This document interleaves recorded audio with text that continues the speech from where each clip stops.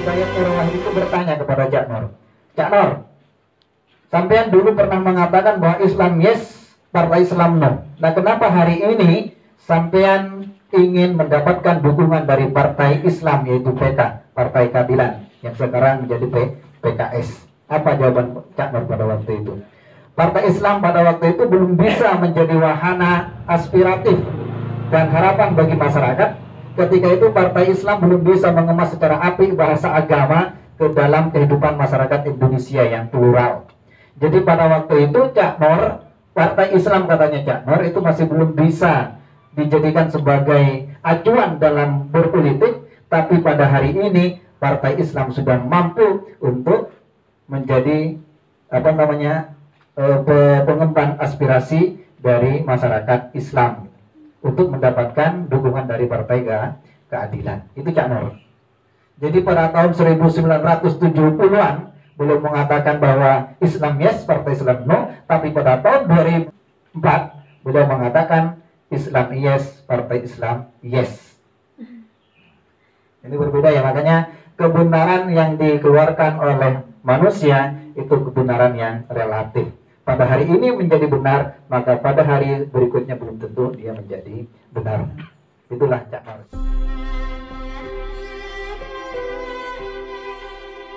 Nah, kemudian yang menjadi polemik berkepanjangan terkait dengan persoalan apa yang dikemukakan oleh Cak Nur itu juga yang kedua adalah kebebasan manusia yang dibatasi ya. Terutama ini di kader-kader HMI ini. Mulai semenjak saya berkader di HMI sampai sekarang saya banyak temukan teman-teman kader HMI mengatakan bahwa manusia itu adalah bebas memilih untuk mengerjakan sesuatu yang dia kehendaki sesuai dengan pilihannya. Padahal bebas yang diberikan oleh Cak Nur, kebebasan manusia itu dibatasi dengan kebebasan manusia yang lain. Jadi kita tidak bebas sebebasnya. Kenapa pernyataan ini keluar dari Cak Nur? Karena berdasarkan firman Allah yang ada di dalam Al-Quran, surat Al-Baqarah ayat 30 ya, yang di dalam surat itu dikatakan kata inni ja'ilun fil ardi khalifah. Jadi ada kata-kata inni ja'ilun fil ardi khalifah. Sesungguhnya Adam pada waktu itu dijadikan sebagai khalifah di muka bumi. Sebagai khalifah Nabi Adam di muka bumi, maka silahkan Nabi Adam mengerjakan apapun yang Nabi Adam kerjakan, tapi jangan sampai dia melanggar perintah-perintah Allah. Seperti persoalan yang di dalam Al-Quran, ketika sudah selesai Nabi Adam berdialog dengan para malaikat, dan Nabi Adam menang karena Nabi Adam bisa menyebutkan apa-apa yang ada di sekitar itu. Kemudian Allah berfirman, masuklah wahai Adam, uskun anta zaujukal jannata. Apa katanya itu? Wa kula minha ragadan haitsu syi'tuma. Wahai Adam, masuklah kalian bersama istrimu ke dalam surga dan makanlah apa yang ada di dalamnya, apa yang kamu kehendaki. Wala taqrabu hadhihi syajarata, dan janganlah kamu mendekati pohon itu. Jadi ketika bahasa silakan engkau wahai Adam dan istrimu masuk ke surga, tapi jangan sampai kalian berdua mendekati buah pohon ini. Ini larangannya. Jadi kebebasan Nabi Adam untuk berekspresi di surga, untuk menemukan semua apa yang dikehendaki oleh Nabi Adam bersama istrinya, tapi dibatasi dengan larangan yang dilarang oleh Allah, yaitu mendekati buah pohon. Jadi kebebasan manusia yang dikeluarkan oleh Cak Nur dibatasi oleh kebebasan manusia yang lain. Kebebasan manusia dibatasi dengan hukum-hukum yang diberikan oleh Allah, yang dilarang oleh Allah, mendekati pohon khilli. Makanya nanti ada dua kaidah yang ada di dalam persoalan kebebasan manusia yang dibatasi ini. Pertama, kaidah yang pertama itu adalah pada dasarnya semua perkara itu adalah boleh ya, kecuali ada dalil yang menunjukkan keharamannya. Ini perkara yang boleh itu berarti perkara yang bersifat muamalah, bukan perkara yang ibadah murni ya. Jadi kalau bersifat muamalah itu biasanya adalah menggunakan kaidah usul fikih yang mengatakan al-aslu fil asya al-ibaha hatta yadullu dalilu ala tahrim. Atau katanya Cak Nur, hatta idza dallat dalilu ala khilafihi. Itu katanya Cak Nur. Jadi pada dasarnya semua perkara itu adalah boleh kecuali ada dalil yang menunjukkan keharamannya. Itu kaidah yang pertama ya. Kemudian kaidah yang kedua, yang berkenaan dengan ibadah itu kaidahnya al-aslu fil asya al-tahrim hatta yatudud dari alal ibaha. Semua perkara pada dasarnya adalah haram kecuali adalah ada dalil yang membolehkannya. Jadi kalau dalam persoalan ibadah semuanya itu adalah haram kecuali adalah dalil yang membolehkannya. Jadi ini kebebasan manusia yang dibatasi, bukan sebebas-bebasnya ya.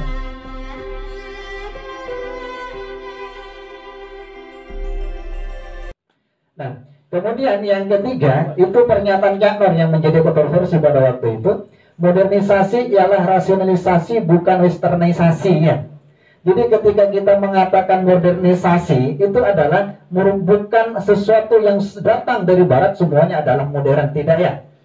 Karena ada sebuah upaya yang dilakukan oleh tokoh Belanda yang ada di Indonesia pada waktu itu, bagaimana masyarakat Indonesia ini bisa memahami bahwa apapun yang datangnya dari barat itu adalah sesuatu yang modern. Itu ditolak oleh Cak Nur, bukan westernisasi yang dikatakan modern itu. Islam memerintahkan rasionalitas tetapi tidak rasionalisme.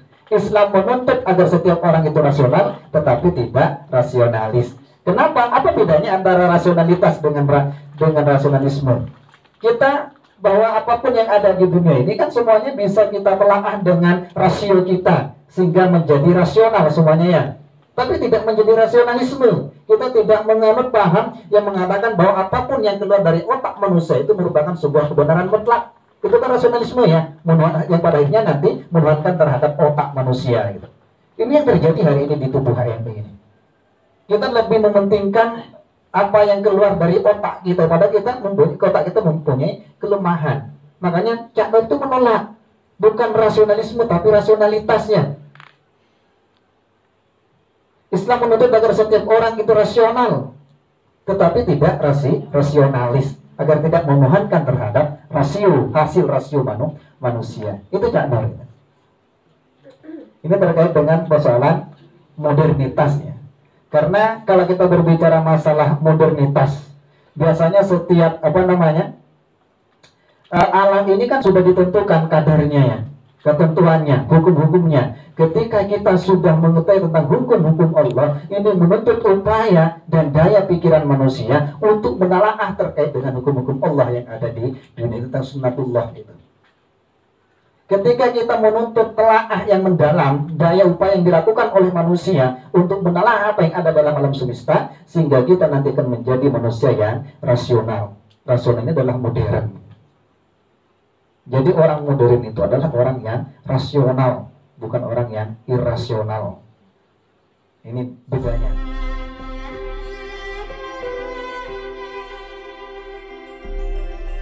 Kemudian yang keempat, ini juga menjadi kontroversi ini. Sekularisasi dan kebebasan berpikir. Makanya Cak Nur itu membedakan antara sekularisasi dengan sekularisme.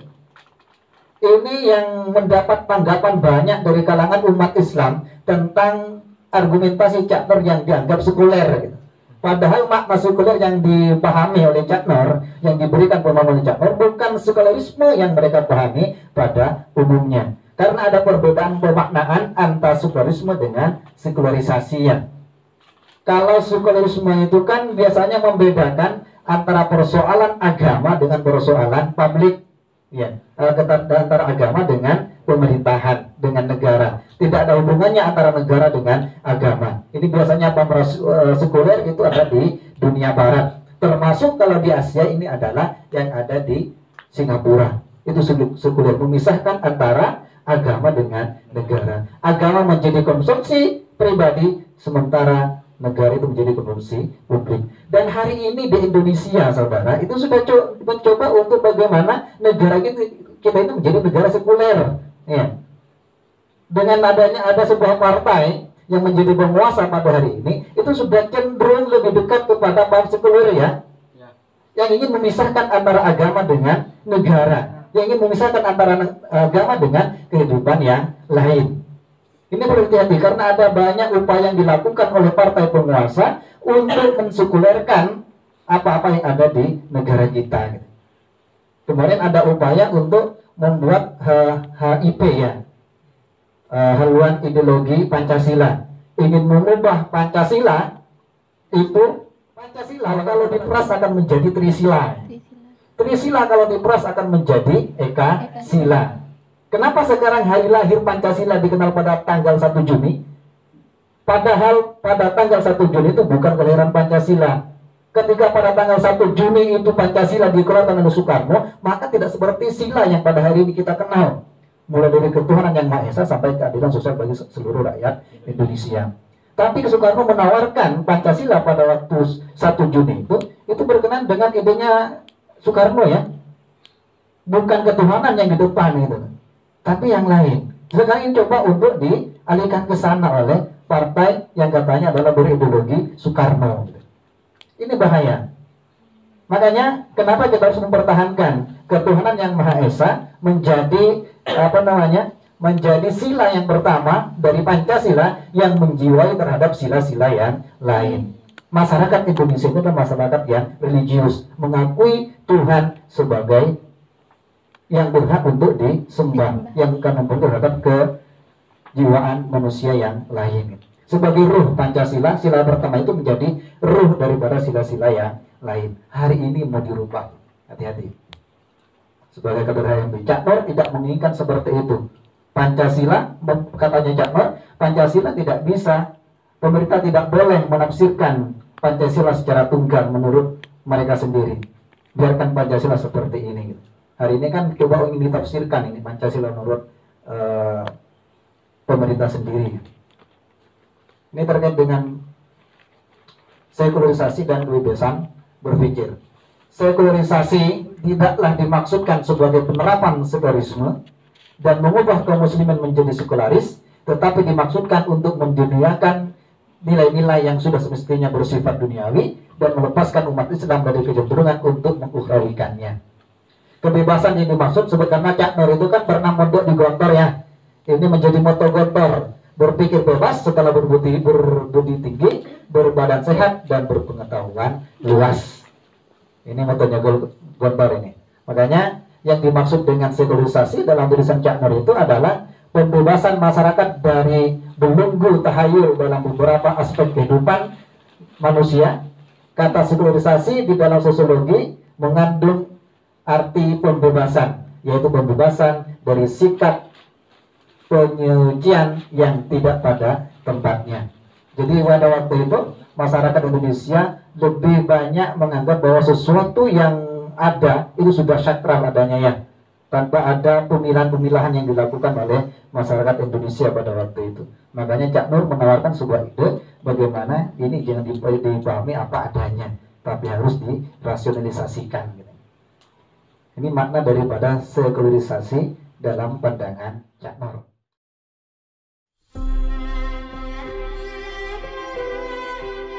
Kemudian yang kelima, ini pluralisme dan toleransi.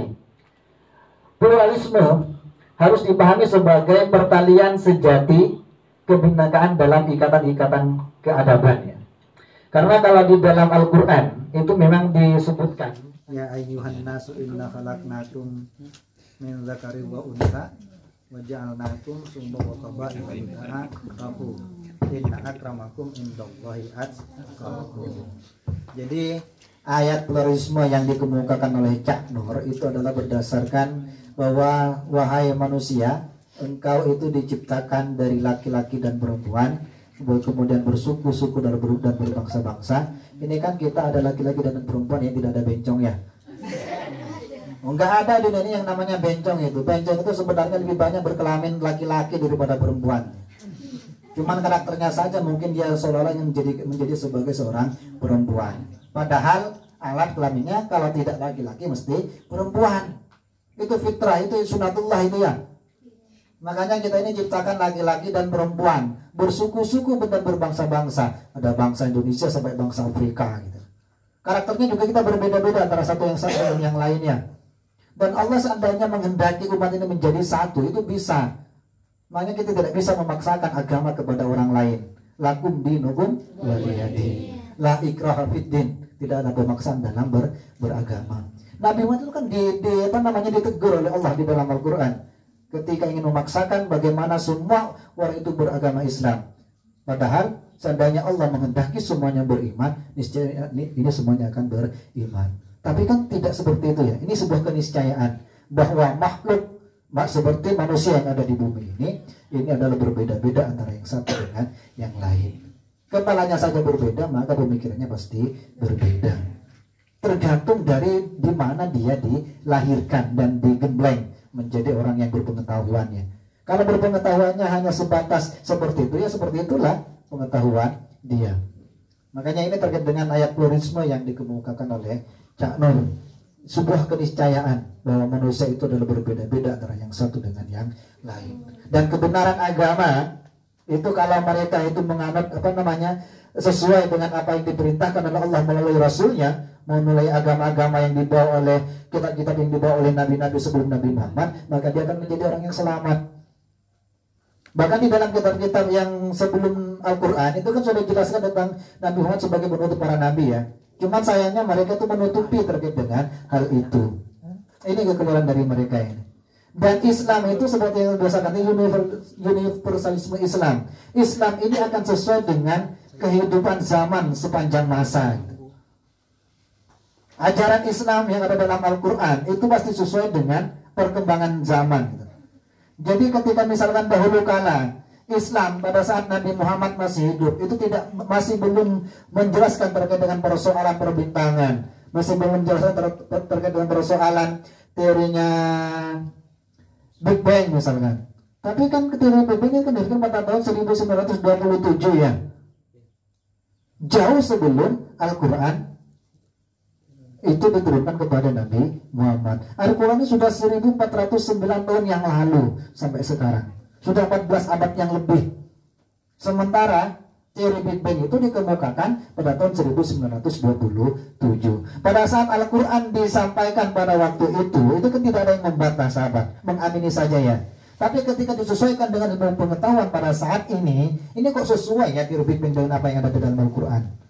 Awalam yaralladzina kafaru annas samawati wal arda kanata ratskan fafataqnahuma wa ja'alna minal ma'i kulli syai'in hayy. Kan itu ya, ini ayat astronomi gitu.